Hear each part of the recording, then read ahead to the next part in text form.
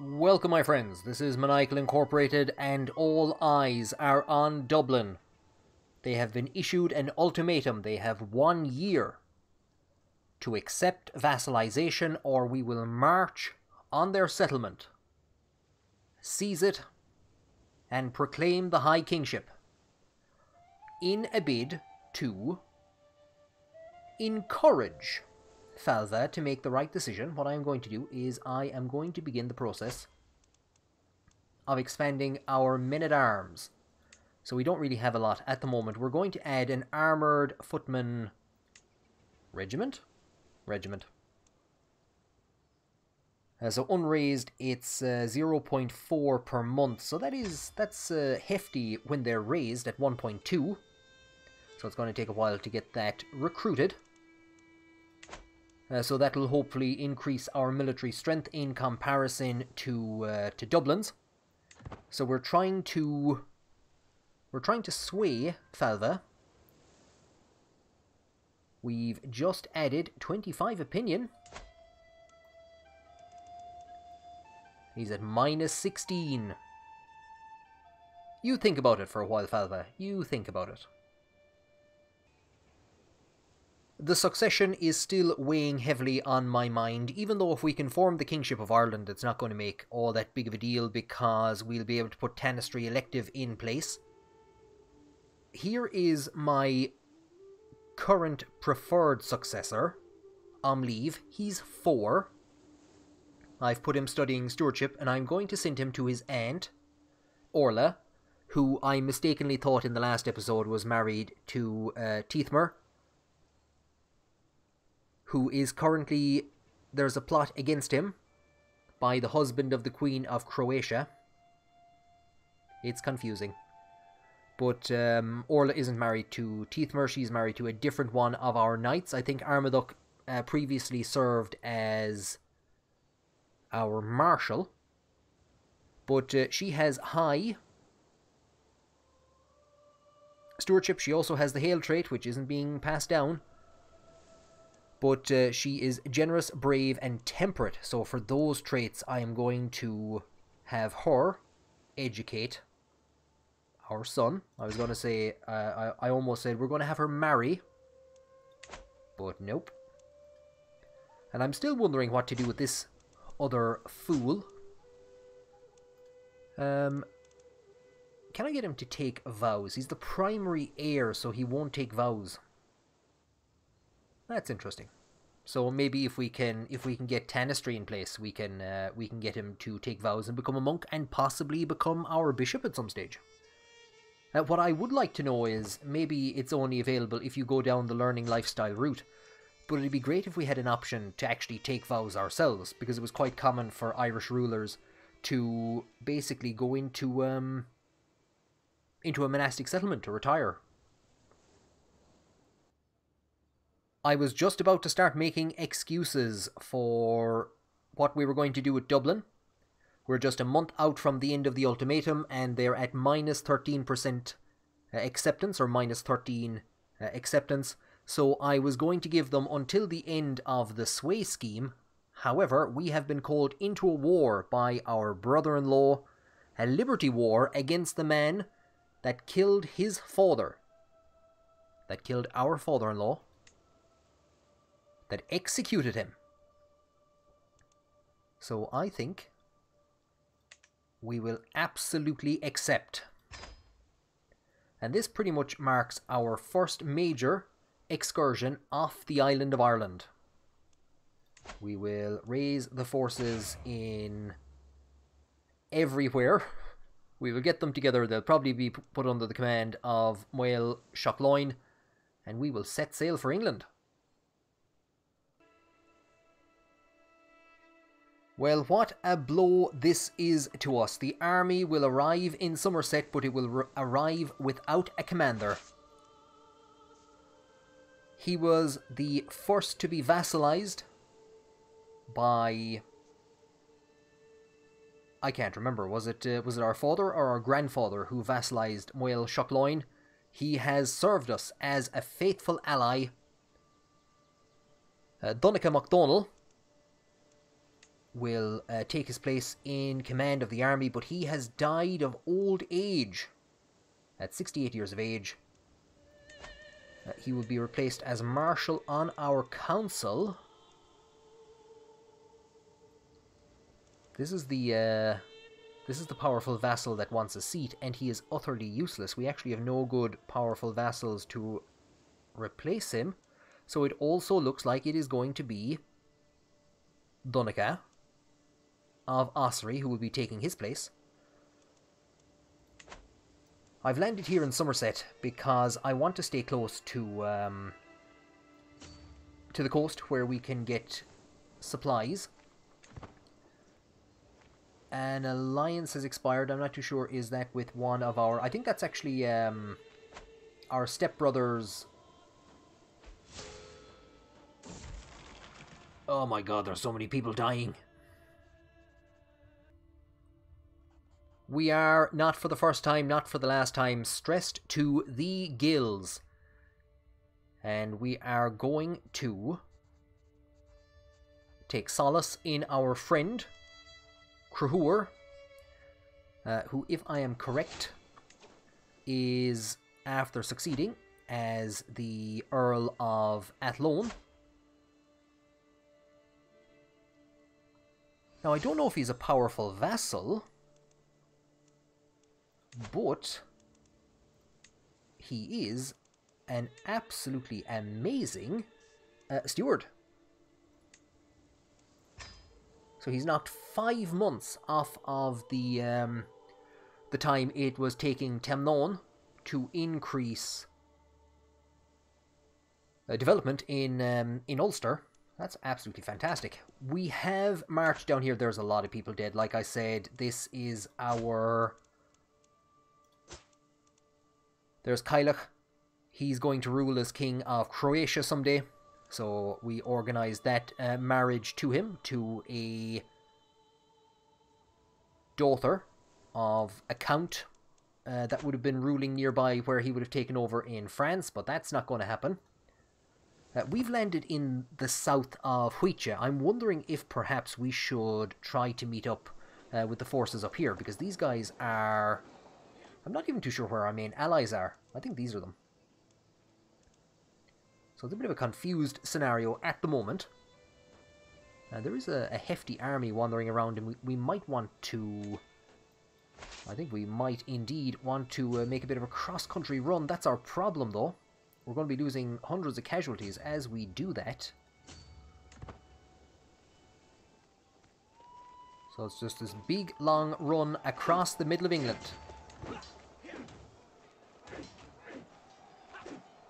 And all of the various different factions are going to be dragged in. Ernmagar has wounded a knight. At the Battle of Newport, we came in just in time to save our brother-in-law from what could have been a near certain defeat. So Teithmer gets the most amount of kills. There's one of their knights. There's Thomas. There's Ernmagar. Rectborough still handling himself fairly well at 64 years of age. Finlay, he's lazy, but bless him. He gets up when he hears that there's a war on. So fairly solid work there on our behalf. That has turned the war score around into positive figures for our side. And I suppose what we kind of have to decide now is where exactly do we want to go? A big issue for us is that we are losing money hand over fist. 2.6 gold per month. That is predominantly due to the armoured knights that we recruited of recent. Our allies are running around after somebody. I want to siege down this area and get some gold together. I would advise that our allies hold back, because those two enemy units are going to join up in Somerset. And once we have this region sieged down, we will move out and we will engage them. We're staying here until we get some money. I want money. I want hostages. I want money. So there recently we lost some stress by confiding in Croatia, and we confide in him yet again. A nice little break. We lose 48 stress, and we're bringing that under control. Do you remember when I said that we don't get stress, unlike our father? Do you remember when I said that? 20 quid and some hostages. Okay. Sure, it's better than nothing.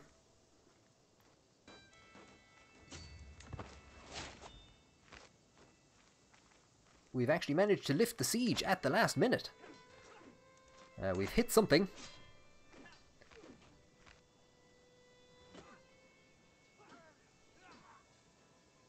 The rest of the allies were coming in piecemeal. And we have another enemy combatant. Your forces have captured your brother-in-law. So I think one of our brother-in-laws has sided with his father's killer, and the others have fought against him. I actually need to check who's fighting on what side. We have a lifestyle perk, like I said at this stage. I think we're just going to push down the diplomat tree. It's not of tremendous benefit to us at the moment, but we'll just push for diplomat. So here is our 3 brother-in-laws and our wife. And I think the way it's working out is that this brother-in-law is declaring independence, and the other 2 are then under the rule of their relative, of their cousin. And as such, they're basically just gang-pressed into the army. We have a couple of prisoners taken. We could probably ransom out our brother-in-law. I don't think it'll impact the war score, because he's not really a combatant. So it'll get us 50 quid. And of course we could always just take him hostage again. One prisoner is after dying in our dungeons. I've released another just for a weak hook. Here is Eugenia Uí Néill. So I'm trying to see who the hell she's actually a descendant of. Just some random Irish courtiers, I think. But she is a Catholic Anglo-Saxon. Has the robust trait and fairly good stewardship figures. So I am going to see if we can recruit her to our court. We can indeed. I think our allies should be able to deal with the forces that have come in against them there. So we're not going to really become involved. I think the enemy army is pretty much broken. So with any luck... Oh no. I was going to say with any luck we should be able to keep going. The war score is ticking up so fast, I don't think we're going to be able to take Wiltshire and get some more money. The forces of Uí Néill managed to run around in behind the back of our allies. Days. That's all I needed, was just a few days. I mean, yay, victory, yay. I'm not entirely too sure what, if anything, happened down here. Yeah, so he has won the war. Truce signed after the Liberty War, which Earl Edweld won. But he's still a vassal. He seems happy. We're now into December 1112, a year, if not longer, after I insisted that Falva accept vassalization, or accept the sword. He will not accept vassalization. Then we will force him to accept vassalization. And from right across the border, in Leinster, we will rebuild our forces under Donica of Ossory.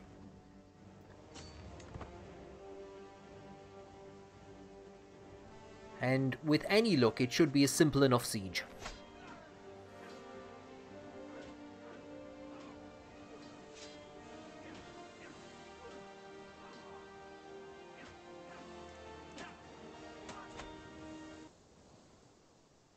In the midst of it all, one of our alliances has broken down, only to be restructured. Our daughter has become the Princess of Gwynedd.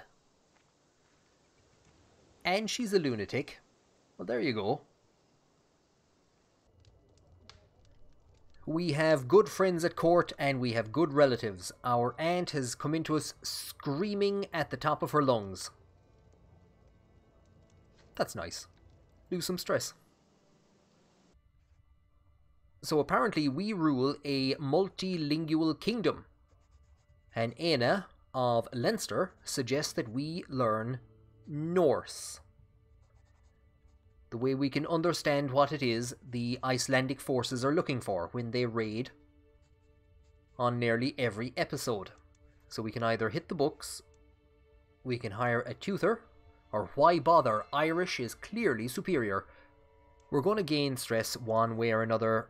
This way we gain some prestige. And it looks like Scotland has lost against Man in a Liberty War. Has Man split off? Again, no.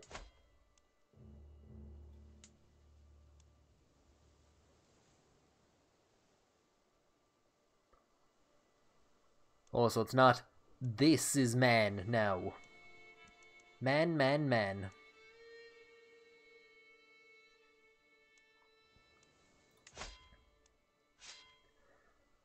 So while we were looking at Mans, more Dublin forces have retreated and come back in to be kicked out again. Now, I did say it should be a simple enough siege, but I think we're closing in on a year since the war was declared. We will, again, need to rebuild the army. That suggestion has been made in the comments about focusing on men-at-arms. What we've predominantly done is focused on alliances to try and get the money together. We have taken Falva himself hostage. So he really should have just accepted vassalization peacefully. We will enforce our demands.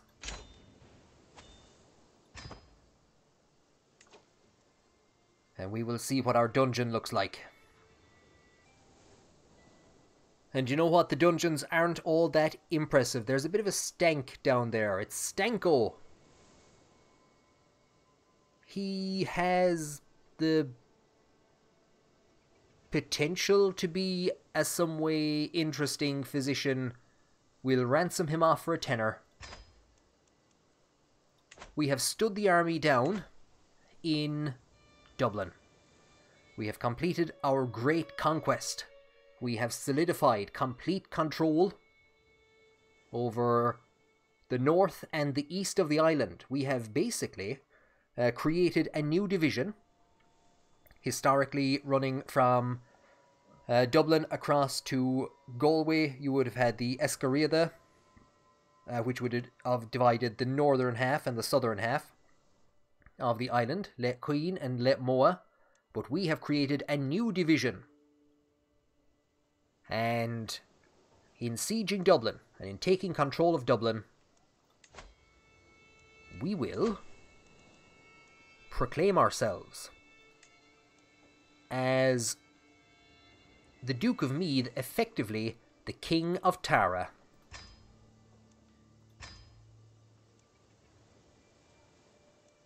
Now, that leaves us just a bit short of the title King of Ireland. Now, we could wait for that money. We're making 1.6 per month. It's going to pick up a bit faster now that we have Dublin under our control. But why wait when you have friends in high places? We will send our representatives to Rome to ask of His Holiness the Pope as he looks across at members of our family, we will ask His Holiness to grant Ireland the money that will be needed to form the High Kingship. So we'll ask for some gold, and he will lift up his hat and take out his purse, and hopefully he will give us what is needed that will allow us to form the High Kingship of Ireland. And you know what, while we're across here, I said we'd take a look at what's going on in Croatia. Well, Cahav, who was trying to murder one of our knights, he has died under mysterious circumstances. So Blanche is a single lady again. She executed somebody. She's pregnant. She's a fornicator. And we can now actually go and visit the royal court of Croatia. Let's see, do we know, or can we identify anybody here? There's the former king. There is our half-brother and the heir to the kingdom of Croatia. Do they have any artifacts? I might send them. I have seen this now of recent, that sometimes artifacts in the room don't appear. Now, the reason there's no artifacts appearing here is because they're all hanging off the wall. There's Hamlin's tapestry, and there is Hamlin himself, and all he can do... They haven't put him just staring at the tapestry, have they? Oh, the poor man. I wonder, is that it? Yeah, that's it there. Every time he looks at the Queen, there's his tapestry hanging up on the wall. The poor man that he has to look at that and serve the new Queen. But yeah, we're going to see a member of our family installed in Croatia soon, if everything goes well. Greetings, petty King Cronon of Ulster. I have considered your plight and decided to grant your request. May these funds help you spread the true faith in your lands. So we have converted to Christianity. We've converted to Catholicism. We have agreed to more closely and more faithfully implement the central tenets of Catholicism in Ireland. We have been rewarded for our faith, and this will give us the final few bob that we need. Stanko has gone from the prison. The final few bob that we'll need. So the Stanko's 10 quid is going to go into the 100 that we were sent from the Pope. I was just looking at the fact that Confider gives us +1 diplomacy. We are a fairly high diplomatic figure.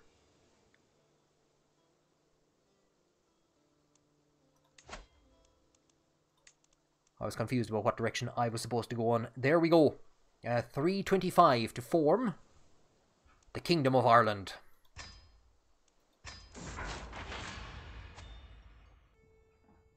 As High King, you have new duties and responsibilities. You will now be expected to regularly hold court, solving the disputes of the realm and letting your courtiers take part in your daily routines. Uladh of Oriel is looking sternly at me in a direct, almost lecturing way. Perhaps there is also some surprise in his eyes. He starts to unfold a beautiful banner bearing the emblem of House Dál Fiatach. One of the ways in which the world will now judge your rule is by how you adorn and care for your royal court. I have taken the liberty to have this made as a gift to mark the beginning of your royal tenure. Let them see their new High King. So this is the... It looks like it's a mixture. I'm not too sure what's going on in the background, but because I'm using the community flavor pack, this court, these walls anyway, are from the community flavor pack. This wall I'm not so sure about. And this is our royal court. We have interesting chairs. So we do indeed have very interesting chairs. I think they may be coming from a different flavor pack, or maybe there's just some conflict between... I have the barber shop mod, I have the community flavor pack, and the ethnicities portraits pack. So maybe it's one of those. Or maybe it's just the fashion of the time.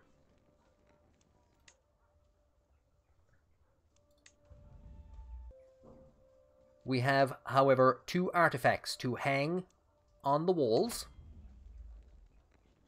We have a masterwork, Dál Fiatach House banner.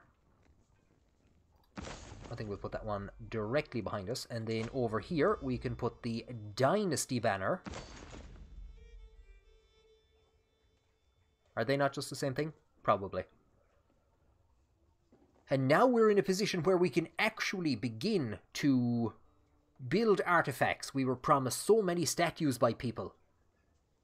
We could try to reforge the sponge on a stick into a great artifact and place it here in our court.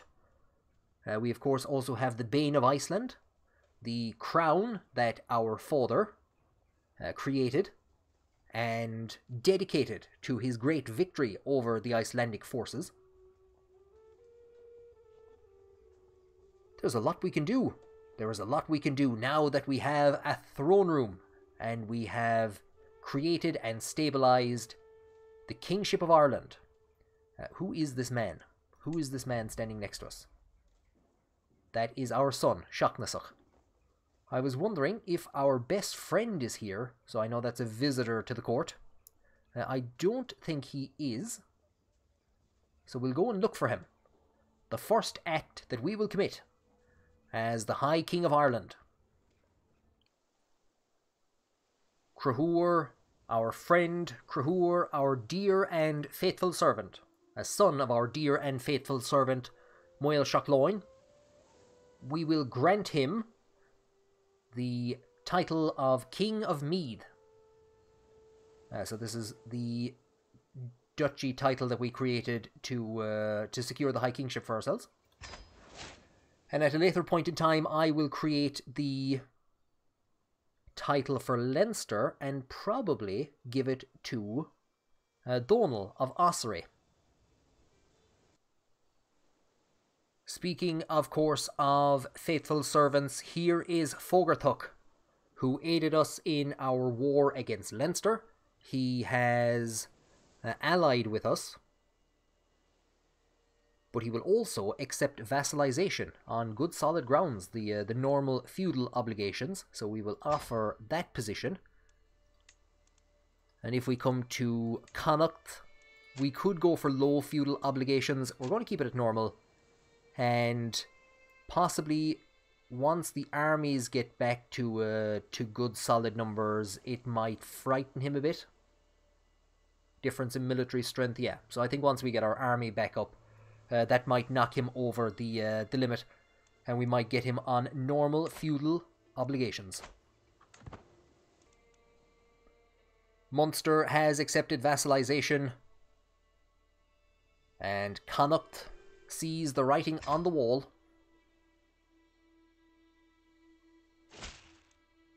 He has accepted, and so in one fell swoop, we have managed to unite the island of Ireland under the rule of the Dál Fiatach. We have a bit of work to do. What we might do is we might transfer Breffni to Connacht's control. That will be a member of the family actually transferred out of Ulster. We have achieved the great goal of uniting the island. We can now dedicate our time and effort to increasing our prestige, to building a royal court on the edge of Europe to rival those of the great kingdoms. And like I said, our newfound religious fervour might see us involving ourselves in crusades. As a mighty Irish High King, obviously we have important duties. Duties which have great, or will have a great impact on Not alone the Kingdom of Ireland, but possibly far beyond our realm. What kind of things might we have to deal with? Saucy readings. So everyone around the place is laughing. Martha has a book in her hands. It's bold. It's filled with boldness. Earthly boldness, sensuous boldness, supple bosoms. So I ponder the probable reaction of the Archbishop, and Martha stares at me in apprehension. We can say, ooh, juicy. So our bishop, the Archbishop of Ireland, he loses opinion with us. Or we make it disappear. Do you know what? Let's take Confident Lover. Gives us fertility and an attraction opinion. So there it is, the first great task that we've had to deal with. Let us hold court and hear the petitioners that come to us. We are told that 3 petitioners have lined up in an orderly row waiting to be called upon. We tell the first of them to approach. It is the Duke of Connaught. The unrepentant Duke graces you with his presence. Haltingly he begins, "My High King, I am a loyal and willing subject. Let me practice my faith in peace. We Catholics worship God just as the Catholics do. Leave our Christian brothers to worship as they please, united instead against the wicked infidels who follow false demons and allow Satan to corrupt their hearts." So, religious differences between Catholics and Catholics, insular Christians and Catholics, it's kind of weird. It's one of the reasons that I support the idea of just getting rid of insular Christianity now that we can represent some of the kind of the unique aspects of it through traditions. So let's see what our options are here. So we don't have a lot of great options here. I think we're going to show him the word of St. Catherine at 10% chance of success. Highly unlikely. 10% chance that he will convert, and indeed he does not. A provincial merchant steps forward, clearly out of his element. "In my rich halls I beckon." "Come, man, we don't have all day." "Yes, my lord," he stammers. "I am Colbeth, representing the disgruntled traders and freemans of Carrickfergus, Ulster's greatest city. Asuch, our mayor, is a barrier to commerce and the town's interests. We humbly ask he be replaced with somebody else." I think he killed a lot of people in a recent battle, so he's going nowhere. He did mighty work in our wars. I can't remember which one it was, but I did see his name pop up a couple of times in our recent battles, so he is not going to be going nowhere. So if it wasn't for how well he had served us, I would probably go for this first option. The election will come early. We're going to ask what he has to say. There's a 40% chance that he pays us 50 gold and loses opinion, but it's a much greater chance that he is going to decrease development by 50. We rolled the dice and we got a good option. He's given us 50 gold and development in Ulster is protected. Duke Croatia speaks up. "I propose a cadastral survey of all the counties you own. Improved knowledge and mapping of your land will certainly increase its prosperity. Very well, you may proceed for 80. Or maps are overrated." We just got 50 gold there, so this is really only costing us 30 or so. You may proceed. So the last of the petitioners have left.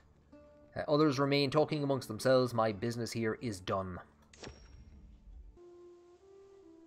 We have some court positions now which have opened up. Some additional court positions, court musician, court poet. This is pretty much one of the most important in medieval Irish society. And what I have found from the couple of times that I've played since the Royal Court DLC came out is that it is almost impossible to find an Irish character with the poet trait. There are 2 members of the Goidelic culture that have this trait. One of them is a mayor in somebody else's court, and this guy, Failcu the poet. So I'm going to start a scheme to try and sway him and get him to come to our court and take up that position. For court musician, we're going to hire our ex-wife, Eugenia. She's taken to the alcohol, but she will make a good court musician. And we'll just take a look at the actual court grandeur. I'm going to change from a diplomatic court to a scholarly court. If we can get up high enough, that will give us a monthly lifestyle experience plus 10%. A diplomatic court is going to give us offer vassalage acceptance scaled by grandeur. We've already gotten vassalage from everybody that we need. Tyranny gain, council opinion, max personal schemes. It's not going to be of much use to us, so we're gonna change to a scholarly court, and I'm not going to go to town on these for now. We're probably going to just increase the fashion. That'll do.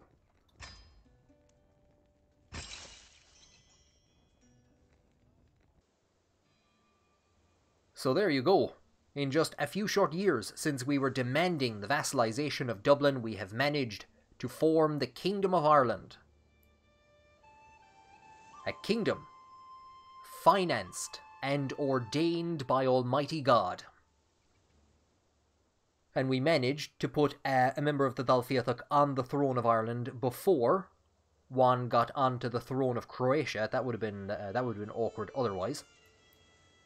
I'm going to call the episode there for today and kind of get to grips a bit with what needs to be done. We're going to have to look around kind of, I won't say for new allies, but we're going to have to see what way the politics kind of turns now. So we would have had very important alliances on the island of Ireland, as they are now all our vassals. We don't really need to worry about them anymore, or they're not going to be of as much benefit to us. We still get their levies and whatnot, but we can't call them into wars. So we're going to have to see what direction we want to go. We could look at Britain. We could look at the wider continent. And like I said, we will at some stage seek to actually take part in a crusade if one is ever called again. So I'm gonna start to kind of look around and see if there are any good marriage opportunities for any members of our family. I don't really think there is. So yeah, thank you very much for joining me on this episode. We finally created the Kingdom of Ireland. If you enjoyed it, please leave a like. Subscribe to be kept up to date with new videos. There'll be ones coming out every 2 days in this series for the next while. I'm going to get through 5 generations of the family anyway. And we'll see from there. But yeah, thank you very much for joining me, and I will see you on the next one.